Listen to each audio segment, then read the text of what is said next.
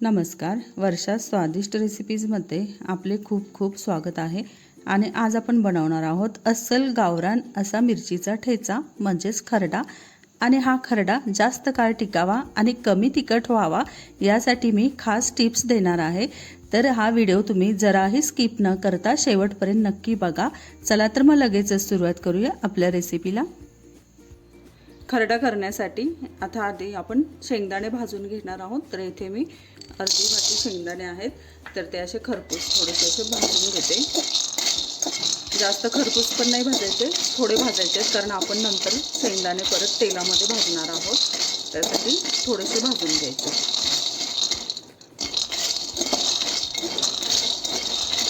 हे पहा, आपले शेंगदाणे हे आता भाजलेले आहेत. तर हे शेंगदाणे आता आपण काढून घेऊया एका भांड्यामध्ये. तर इथे मी बघा एक वाटी पूर्ण फुल वाटी भरून हिरवी मिरची घेतलेली आहे. तर नेहमी लक्षात ठेवा, खरडा करण्यासाठी अशी ही पिवळसर दिसणारी मिरची घ्यायची. एकदम हिरवीगार दिसते ती लवंगी मिरची असते, ती घ्यायची नाही, ती खूप तिखट असते. तर आपल्याला ही अशी पिवळी मिरची घ्यायची आहे. आणि मी ह्याचे बघा छोटे छोटे तुकडे करून घेतलेत, कारण ते पटकन बारीक व्हावेत यासाठी मी ते छोटे छोटे तुकडे करून घेतलेले आहेत. तर ही मिरची आहे, ही आता आपण जरा भाजणार आहोत. आणि जास्त भाजायची नाही आहे, थोडीफार भाजून घ्यायचे, कारण हे आपण नंतर परत आणि भाजणार आहोत तेल टाकून जास्त. त्यामुळे आता फक्त थोडीशी भाजून घ्यायची आणि अगदी थोडंसंच तेल टाकायचं नॉर्मल याच्यामध्ये भाजण्यासाठी. आता ही मिरची जरा बघा भाजत आली. तर यामध्ये मी आता लसूण घालणार आहे. तर हा बघा मी लसूण घेतलेला आहे, 15-20 कुड्या आहेत साधारण. तर तो लसूण आपण यामध्ये मिक्स करूया आणि आता परतूया. आहे आता भाजत आलेले आहे. तर त्यामध्ये मी थोडंसं तेल टाकते. अगदी आपल्याला थोडंसं तेल घालायचं आहे, जास्त पण नाही. तर बघा इथे मी छोटी अर्धी पळी तेल घालते.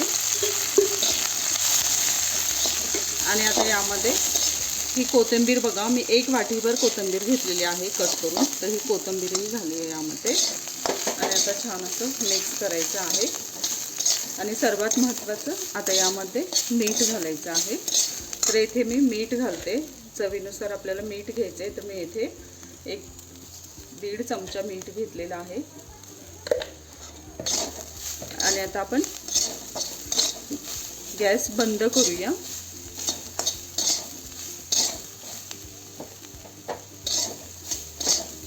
तर इथे मी एक मिक्सरचं भांडं घेतलेलं आहे. तर त्यामध्ये आता हे भाजलेले शेंगदाणे मी घालते. आणि हे शेंगदाणे आता आपल्याला जाडसर असं मिक्सरमध्ये बारीक करायचे आहेत, एकदम पण बारीक करायचे नाहीत, जाडसर बारीक करून घेऊया. हे बघा, आता यामध्ये मी जाडसर शेंगदाणे असं वाटून घेतलेले आहेत. तर याचमध्ये आता आपण जी भाजलेली मिरची, लसूण, कोथिंबीर ते सगळं आपण या मिक्सरच्या भांड्यात आता ओतणार आहोत आणि तेही असं जाडसर बारीक करणार आहोत.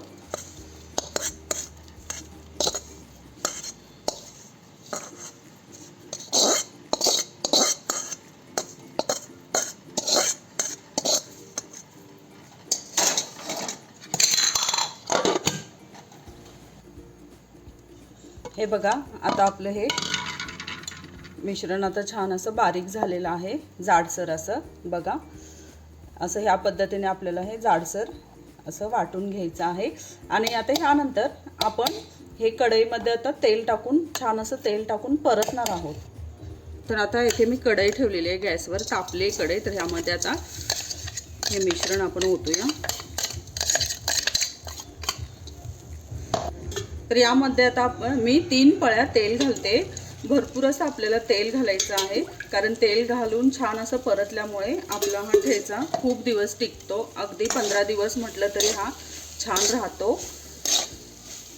त्यासाठी तेल भरपूर घालायचं आहे आणि छान असं परतून घ्यायचं आहे त्याला. ह्याला छान असं चांगले 10 मिनिटं तरी मंद आचेवर असं परतून घ्यायचं, म्हणजे आपला हा खरडा आहे ना ठेचा, तो खूप दिवस टिकतो आणि छान टेस्टीही लागतो. आणि भरपूर तेल घातल्यामुळे याला जास्त तिखटपणाही येत नाही. हे बघा, आपला खरडा हा तयार आहे. ह्याला छान मी असा परतून घेतलेला आहे आणि याच्यात तेल भरपूर घातल्यामुळे हा आता जास्त आपल्याला तिखटही लागणार नाही आहे. तर कशी वाटली तुम्हाला माझी आजची रेसिपी आवडली असेल तर रेसिपीला जरूर लाईक करा, शेअर करा आणि चॅनलवर जर नवीन असाल तर चॅनलला जरूर सबस्क्राईब करा. चला तर मग पुन्हा भेटूया अशाच एका मस्त झणझणीत चमचमीत रेसिपीसोबत. धन्यवाद.